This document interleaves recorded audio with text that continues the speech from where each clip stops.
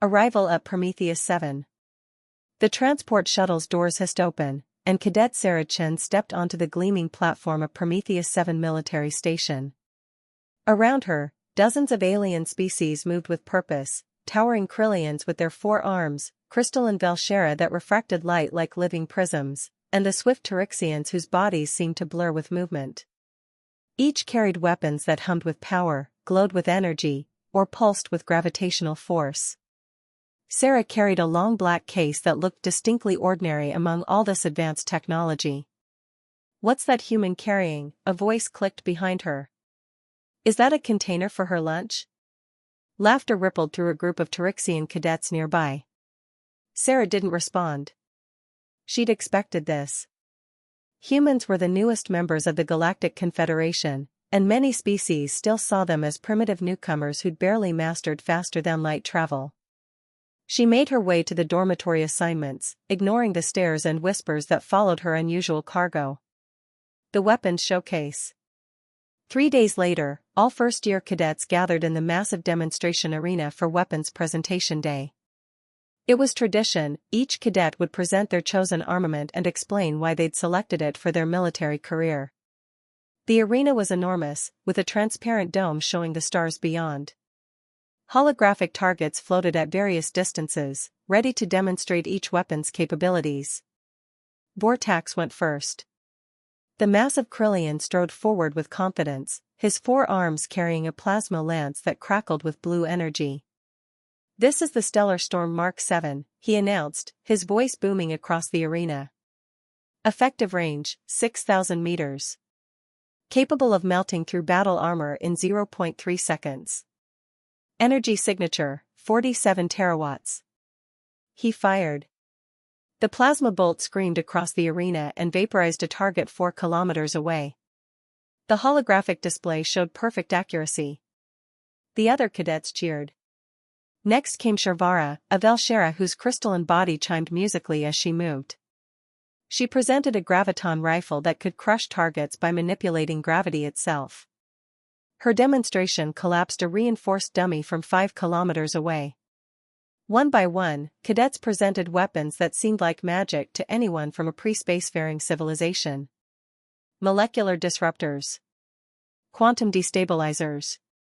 Temporal shear projectors. Each more impressive than the last. Then they called Sarah's name. The ridicule. Sarah walked to the center of the arena carrying her black case. The whispers started immediately. She knelt, opened the case, and carefully removed her weapon. The arena fell silent. Then someone laughed. Is that a chemical propellant weapon?" Vortax's voice dripped with disbelief. Sarah stood, cradling the rifle with practiced ease. "This is an M2010 enhanced sniper rifle," she said calmly. "Manufactured on Earth. Belonged to my grandfather. Effective range. Chemical propellants," another cadet interrupted. "We abandoned those 3,000 years ago. They're slow, loud, and require physical ammunition. Why would you bring a museum piece to a military academy?" More laughter erupted. Sarah waited for it to die down. Her grip on the rifle never wavered. "My people have used weapons like this for centuries," she continued. "They're reliable, require no power cells, and produce minimal energy signatures." "Minimal?" Sharvara's crystalline voice rang with amusement. "You mean none? That weapon is completely obsolete. It probably can't even reach 2 kilometers accurately." Sarah smiled slightly. "The effective range depends on the shooter." "Primitive humans," Vortax muttered, loud enough for everyone to hear. "Still playing with gunpowder while the rest of the galaxy has moved on." The instructor's interest. At the back of the arena, Master Instructor Zekthor leaned forward in his seat. Unlike the cadets, the old Krillian warrior wasn't laughing. His 3 eyes narrowed as he watched Sarah's posture, the way she held the rifle, the complete confidence in her stance despite the mockery. Zekthor had fought in 17 campaigns across 40 years. He'd seen weapons of every type, faced enemies of every species. And he'd learned one crucial lesson: Never dismiss an enemy's weapon until you understood its true purpose. He activated his data pad and began searching through the Confederation military database. Specifically, he looked up human military history from their pre-contact era. What he found made his secondary heartbeat quicken. A grandfather's lesson. Sarah tuned out the continued laughter and let her mind drift back 15 years, to a mountainside on Earth where a weathered old man taught a young girl about patience.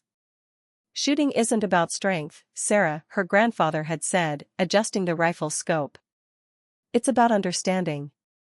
Wind, temperature, distance, even the rotation of the Earth, all of it matters. A computer can calculate these things, sure. But a good shooter feels them. They'd practiced for hours that day. Then days became weeks, weeks became months. Her grandfather taught her math, not classroom math, but battlefield mathematics. How to calculate bullet drop over extreme distances. How to read wind patterns in swaying grass. How to slow her heartbeat until she could shoot between the pulses. Why do we still use these? Young Sarah had asked once, pointing at the rifle. Don't the military have laser weapons now? Her grandfather smiled. Lasers are bright, Sarah.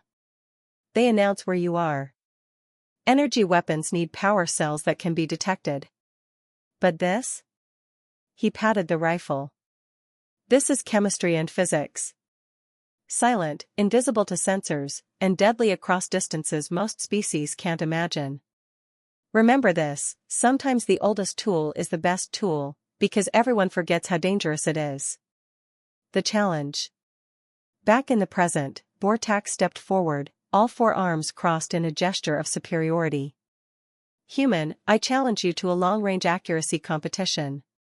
Let's see if your primitive weapon can match even basic modern standards. Sarah met his gaze without flinching. What are the parameters? Standard cadet qualification. Targets at 1 kilometer, 2 kilometers, and 3 kilometers. Computer-assisted targeting allowed for all species except humans, since you apparently prefer doing things manually. He smirked. 3 shots per target. Highest accuracy wins.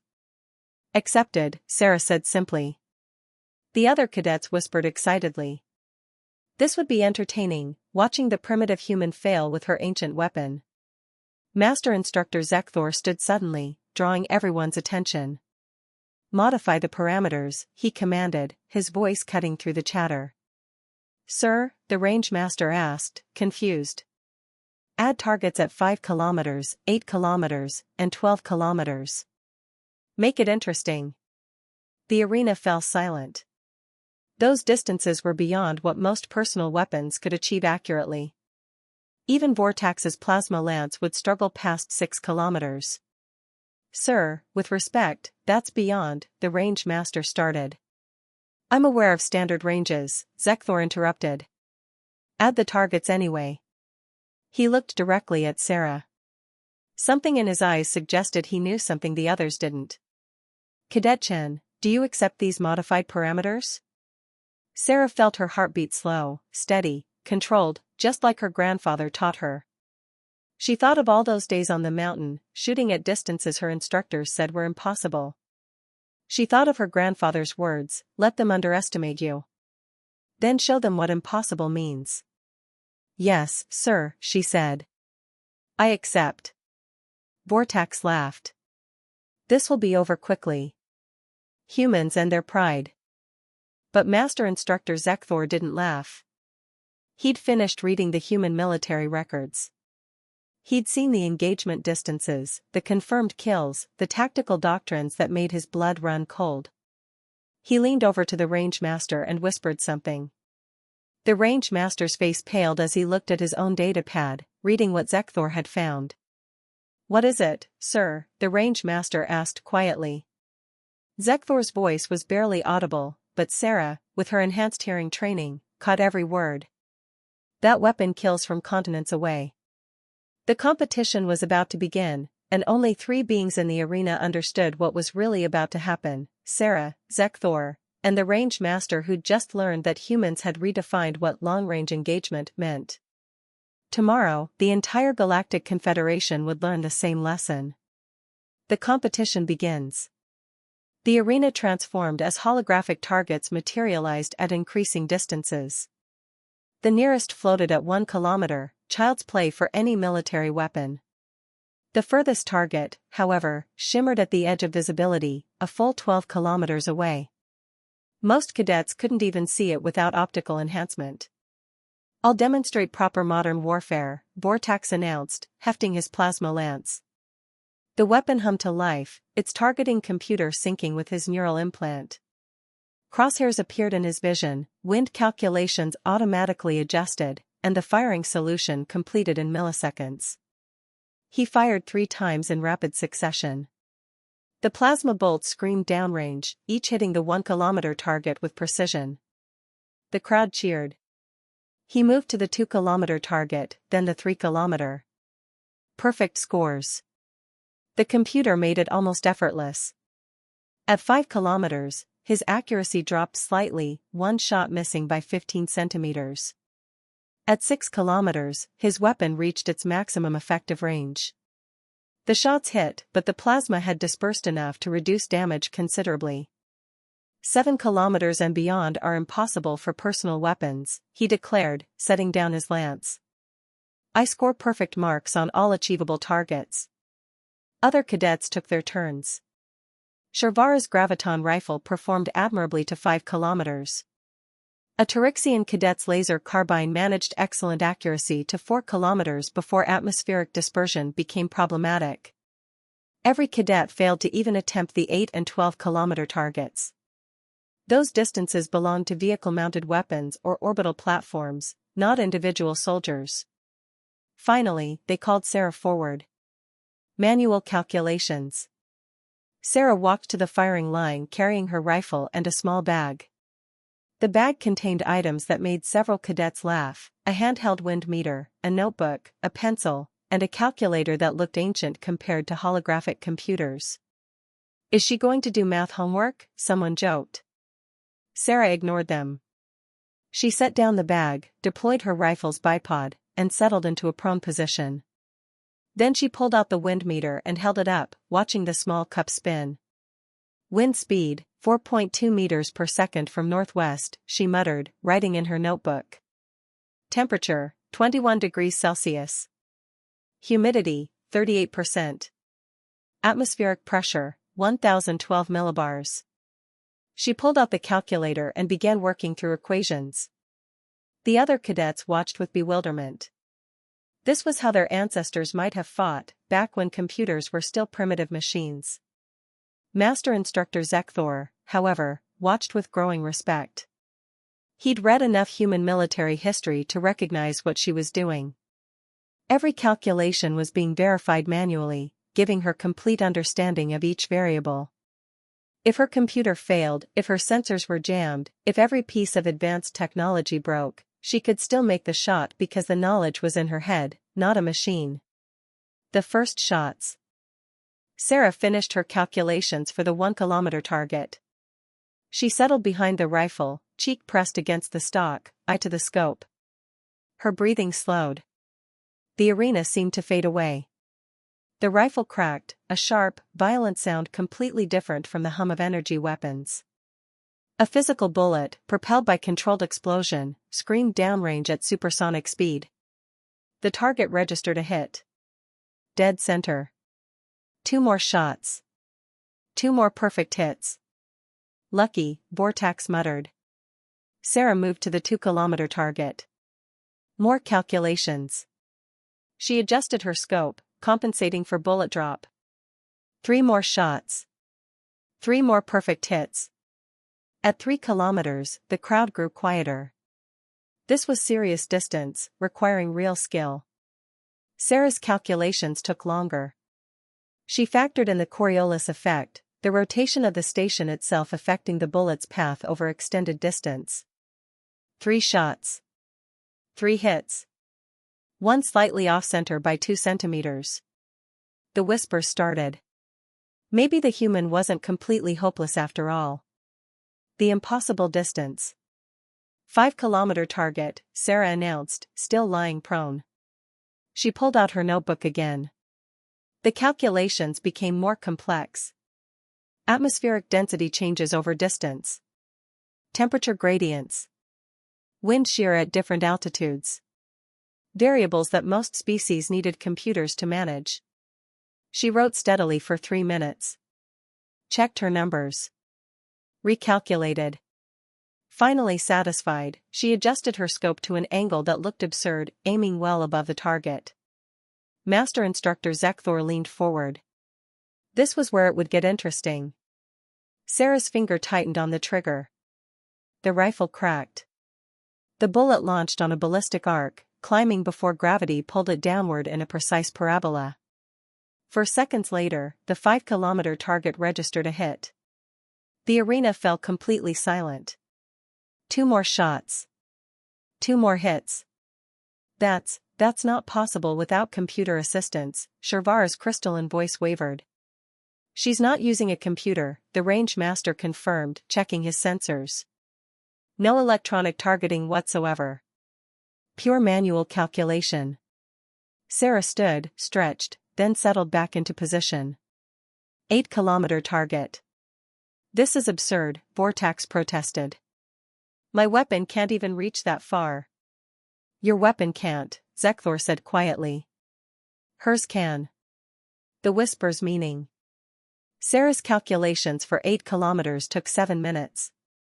She filled 2 pages with numbers, double-checking every equation. At this distance, even tiny errors would result in massive misses. The bullet would be in flight for nearly 10 seconds, affected by countless variables. She made final adjustments to her scope and prepared to fire. Zekthor stood and walked to the rangemaster's station. Several instructors clustered around him, looking at his datapad. Look at this, Zekthor said, showing them human military records. Confirmed kill at 2,475 meters. Another at 3,540 meters. These are documented, verified engagements from Earth's military history. That's impossible, one instructor whispered. Keep reading, Zekthor commanded. There's an engagement listed at 11,400 meters. Over 11 kilometers. 1 human, 1 chemical propellant rifle, 1 shot, 1 confirmed kill. The instructors stared in horror. But that means... The rangemaster couldn't finish the sentence. It means, Zekthor said softly, that while we were developing weapons that announce our presence with energy signatures and computer networks, humans perfected the art of killing enemies who never knew death was coming. They fight from distances we can't detect, using weapons we can't track, with a patience we can't match. Down on the firing line, Sarah's rifle cracked again. 8 seconds of absolute silence. The 8-kilometer target registered a perfect center hit. The revelation. The arena erupted in chaos. Cadets from a dozen species shouted in disbelief. Some claimed sensor malfunction. Others insisted on checking Sarah's equipment for hidden technology. The rangemaster verified everything. No computer assistance. No targeting AI. No enhancement systems. Just mathematics, physics, and human patience. Sarah fired twice more. 2 more hits at 8 kilometers. Then she stood and looked at the 12-kilometer target, so far away it was barely a shimmer even with optical enhancement. This is my effective range, she said calmly, settling back into position. The calculations took 15 minutes. 3 full pages of equations. She factored in variables that most species had never heard of: Magnus effect, spin drift, gyroscopic stability factors. Master Instructor Zekthor addressed the assembled cadets while Sarah worked. You laughed at her weapon. You called it primitive. You were wrong. You measured advancement by energy output and computer assistance. But you forgot the most important question: does it work? He gestured to Sarah. Chemical propellants produce no energy signature. No emissions to track. No heat bloom to detect. She could be lying in a field 12 kilometers from her target, and you wouldn't know she existed until your commander dropped dead from a bullet you never saw coming. Vortax's forearms hung limply. But our sensors. Your sensors look for energy weapons, Zekthor interrupted. They're designed to detect threats from the last war, not threats from an enemy that never stopped perfecting the oldest form of warfare, putting metal through targets from impossible distances. Sarah finished her calculations. She adjusted her scope one final time. Her breathing slowed to almost nothing. Her heartbeat was a distant, steady rhythm. The entire arena held its breath. The rifle cracked. 12 seconds of silence. Every eye watched the distant target, magnified on holographic displays throughout the arena. The bullet, a small piece of copper-jacketed lead, completed its journey. It had traveled 12 kilometers, dropped hundreds of meters from its initial trajectory, curved slightly from the Coriolis effect, drifted from wind shear, and compensated for temperature changes across the distance. The target exploded in a shower of material. Perfect center hit. Respect earned. No one laughed now. No one spoke. The implications crashed over them like a wave. Sarah fired twice more. 2 more perfect hits. Then she stood, calmly ejected the empty magazine, and secured her rifle. She walked to Master Instructor Zekthor and stood at attention. Qualification complete, sir. Zekthor looked at her with something approaching awe. Tell them, he said. Tell them what that rifle really represents. Sarah turned to face the assembled cadets. Her voice was quiet but carried across the silent arena. My grandfather fought in Earth's last major conflicts before we joined the Confederation. He taught me that technology can fail. Computers can be hacked. Power cells can die.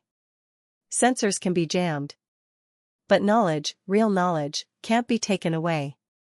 Math doesn't need batteries. Physics works the same everywhere. And patience is free. She held up her rifle. This weapon is 300 years old in design. We've had energy weapons on Earth for 70 years. But we never stopped training with these. You want to know why? The silence was absolute. Because when everything else fails, when all your advanced technology is compromised, when your energy weapons are detected and countered, a bullet still works. It's simple. It's reliable. And it's invisible to every sensor system you have. Shervara's crystalline body had shifted to a pale, frightened color. Your species, you still train for warfare without technology? We train for warfare with every tool available, Sarah corrected. Advanced technology is wonderful. But we never forgot the basics. Your species developed amazing weapons and forgot how to fight without them. We developed amazing weapons and remembered why the old ones still matter. Vortax finally found his voice. That shot, 12 kilometers, how many humans can make that shot? Sarah smiled slightly. Every qualified marksman in our military is expected to engage targets accurately to at least 5 kilometers. Designated snipers train to 10 kilometers minimum. Special operations, well, their capabilities are classified. The implications sank in. An entire species of soldiers who could kill from distances where detection was nearly impossible, using weapons that produced no trackable signature. You called my rifle primitive, Sarah said quietly.